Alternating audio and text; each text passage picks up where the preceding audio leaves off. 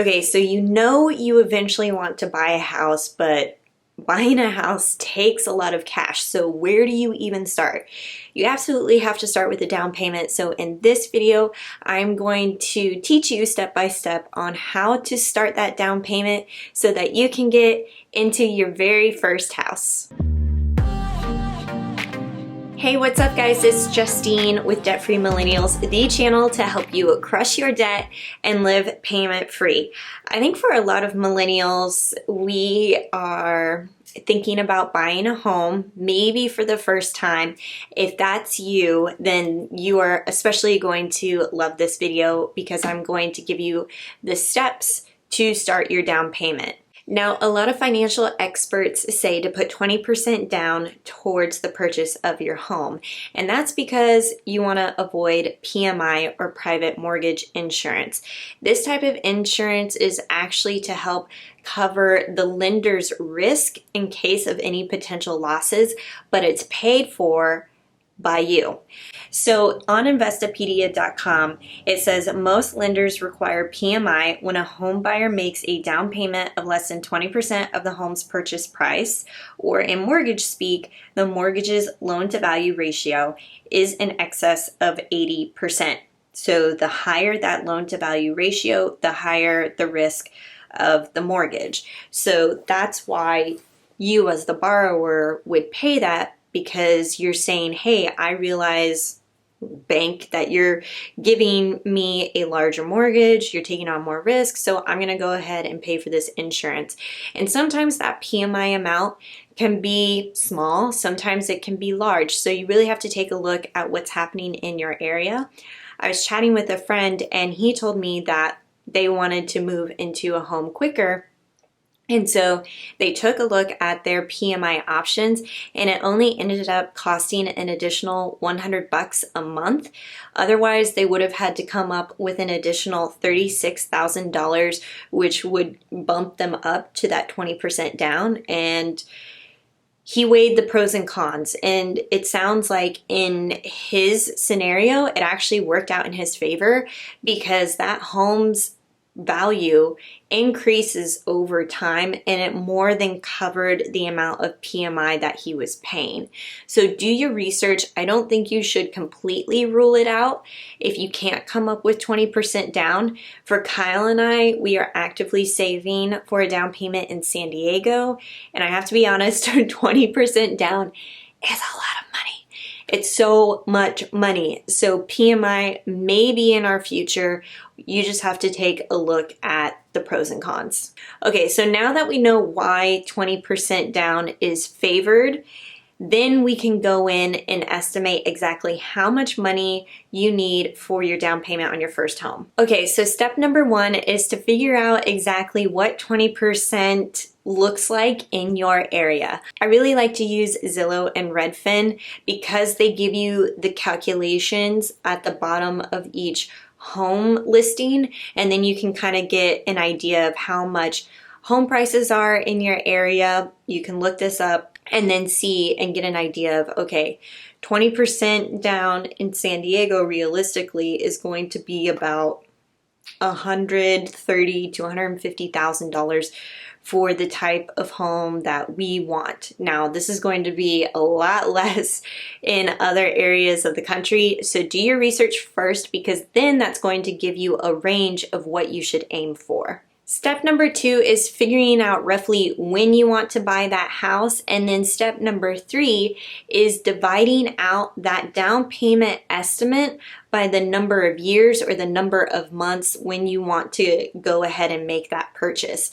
Now, if you don't have a concrete timeline, as in you're patient, you're willing to wait and just see what happens, that's exactly what me and my husband are doing. Just focus on saving a little bit each month.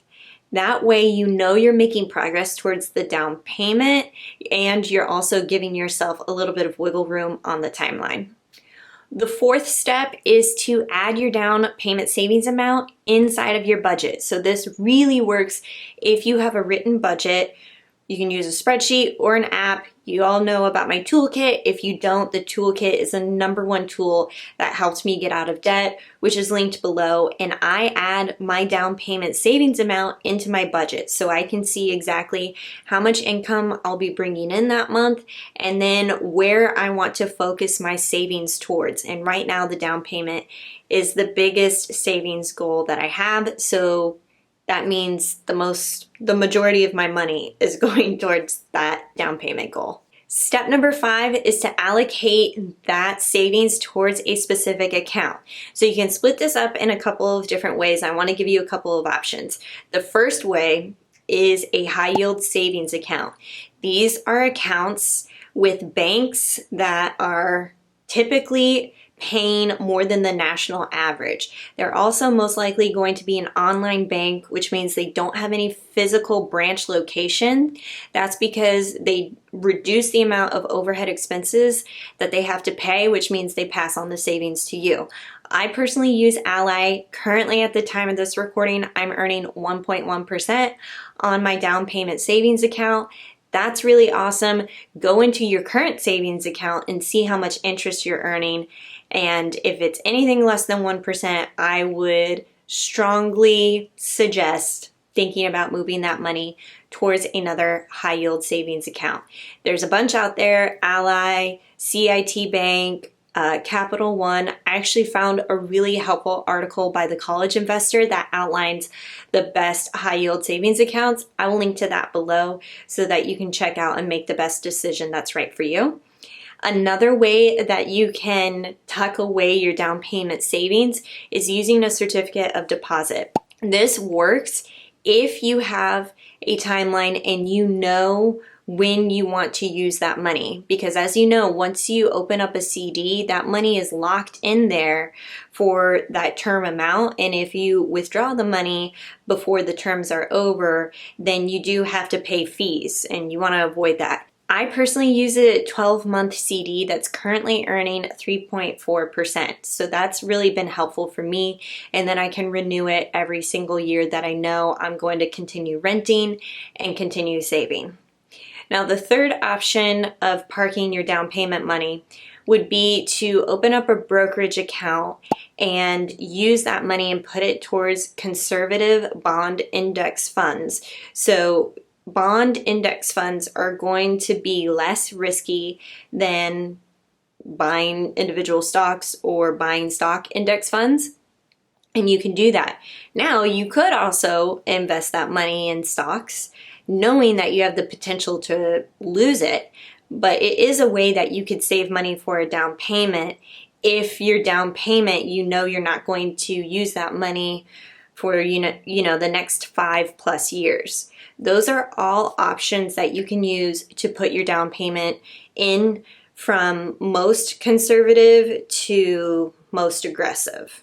So I personally use all 3 of those strategies to diversify my money and figure out how I can continue to earn interest on that while I'm focusing on saving for the down payment. As you get closer to wanting to purchase that home, I would start thinking about saving more towards the most conservative, so that high yield savings account, and reducing the amount that you're putting into more aggressive stuff. That way you have the cash on hand and you know it's good to go. Okay, so that's how to save for a down payment. How are you guys saving for a down payment? Are you using just a savings account? Are you using a little bit of all 3 of those options? And how much are you planning on saving?